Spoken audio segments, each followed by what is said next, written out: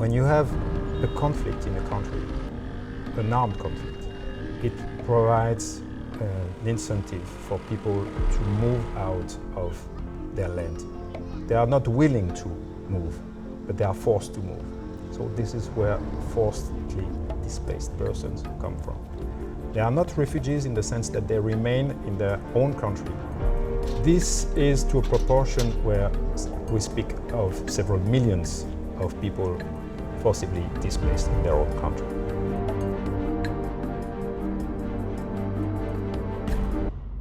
Governments and host communities were not prepared to this situation. So a lot of the attitude of former governments, for example, was to deny the existence of forcibly displaced persons. My name is Eric Aonou. I'm associate professor. I'm trained as an anthropologist, and I lived in the Sahel for many years. I'm working at Roskilde University, Department for Social Science and Business, since 2012. I'm preparing now for a mission where I will stay for about 1 week in Burkina Faso to meet colleagues, research assistants, to monitor what's going on, but also importantly to launch a new phase of the program. We are not only interested in how internally displaced people adjust to their situation, but how authorities adjust to that. So we want to look at the governance of humanitarian assistance. So we will go in public office and among humanitarian organizations to see what do they do actually and concretely for this population, for how long, how is the division of labor between these different actors, and what is missing in the picture. This project, which is funded by Danida Fellowship Center, has 3 main goals. The first one is to produce new academic knowledge about the relation between mobility and resilience. Secondly, a societal relevance of the project, which is related to understanding how host communities, because internally displaced persons are not in camps, they are among other city residents, they face new challenges. When all of a sudden 10% or even more, 50% of the population of the periphery grows, you have issues with education, access to health, access to a number of public services. So we also want to raise awareness of what internal displacement means to the society. And the third goal is the policy aspect.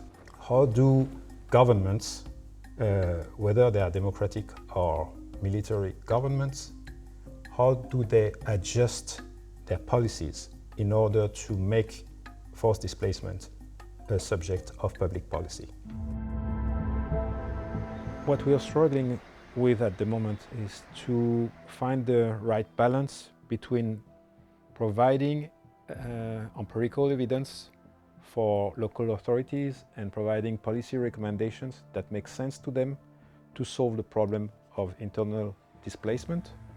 At the same time, we need to provide research, empirical data that help us to better understand. It's 2 different kinds of knowledge that we're going to produce. One is academic knowledge, the other one is more policy-oriented.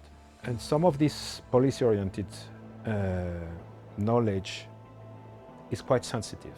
This confidentiality is an issue for which we asked Rhino Consult to help us. I would say that the outcome of the collaboration with Rhino Consult is a peace of mind. We feel that we can produce this knowledge, this information, in a safe space.